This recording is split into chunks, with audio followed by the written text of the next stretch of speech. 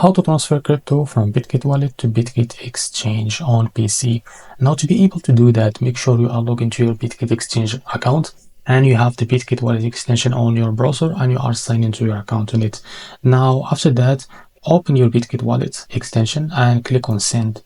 Now from here, select the crypto that you want to send, for example, ton. Now click on it. Now from here, they ask you to enter the address wallet. Now go back to your bitget exchange, go to icon wallet, click on asset overview. Now from here, the sidebar, click on spot, and now click on deposit. Now after that, select the ton as you selected on bitget wallet. Now from here, the network, it will be done automatically, and now click on OK, and after that click on copy and click on OK. Now go back to bitget wallet. Now paste the address here.